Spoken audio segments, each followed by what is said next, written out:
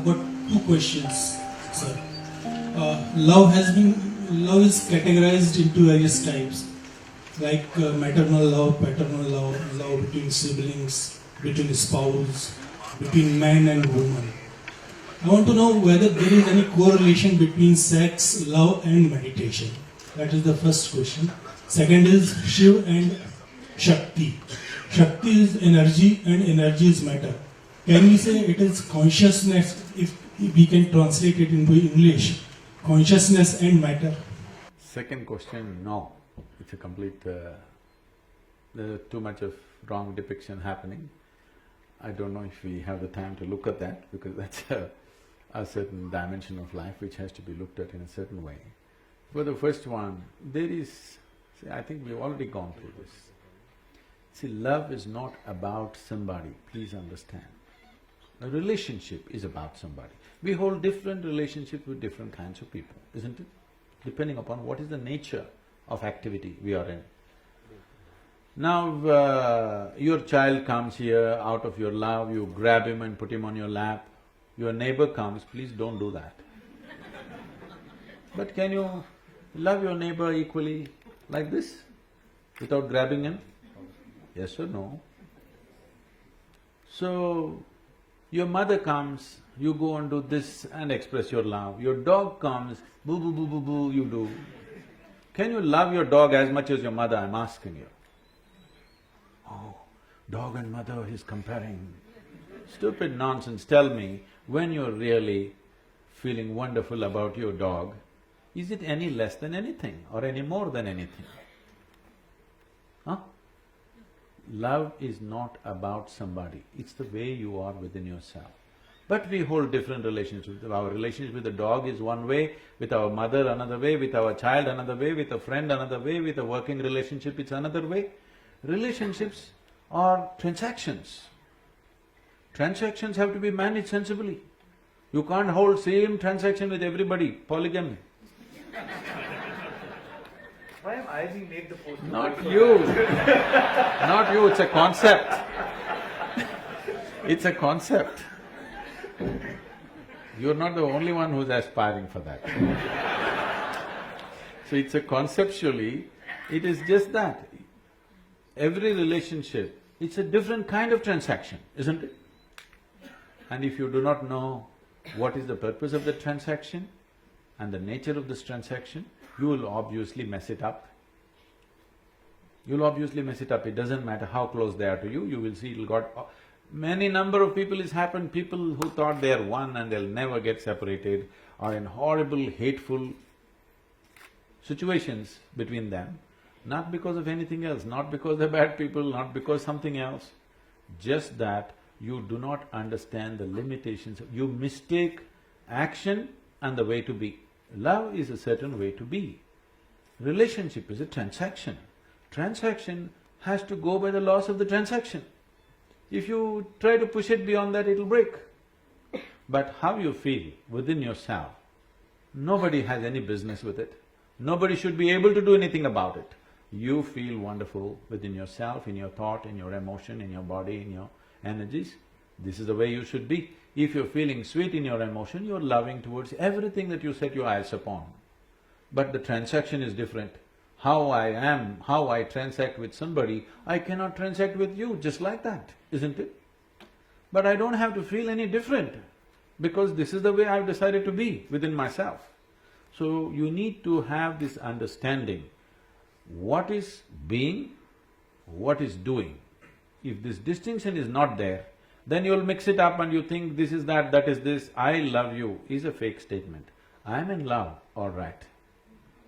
I can't love you, it's not possible. I can transact with you in a certain way. But I'm loving. Because I'm loving, the transaction also has that quality. If I'm not loving, the transaction will not have that quality, isn't it? Sir, my question was correlation between sex, love and meditation. Is there any correlation with meditation? Is there any correlation between sex, love and meditation? I thought we separated sex and love sufficiently. Sexuality means… I'm not trying to make a moral judgment on it, I have no such thing about it. It is just that your intelligence has been hijacked by your hormones. When you're 10 years of age, you looked at this boy or this girl, they were just human beings. Suddenly you became 12, 14, you look at them, suddenly small changes in the shape of the body are looking like a whole universe all of a sudden. Yes or no? Why? Because you have been chemically poisoned from internally. This is nature's trick of somehow seeing that you reproduce. Don't think nature is interested whether you love somebody or you don't love somebody. Nature is interested that you reproduce, because otherwise the species will end. All this drama around it needs to happen because if you simply go for reproduction, you feel like an animal. Having evolved beyond that, somehow you feel uncomfortable. So you want to add all these songs, what are the dialogues? Sing one song from… You have to do all this to make you feel like it's something else, it's not about this. But no, sexuality is just that, hormonally driven.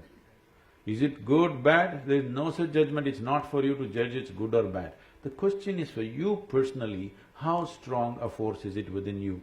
Do you want to dedicate your life for that or no? That's something that you have to take a call. How is it connected to meditation?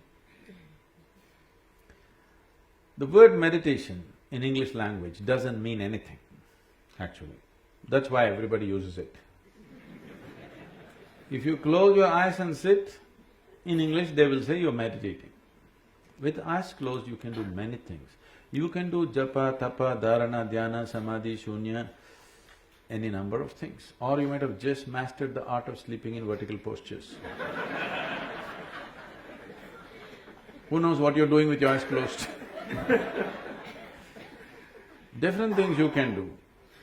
So, if we assume that meditation means dhyan, again the word dhyan is being used too loosely, it is not specific in today's usage, but it has a specific meaning. It means that if you sit here, your body is here, your mind is there, what is you is somewhere else.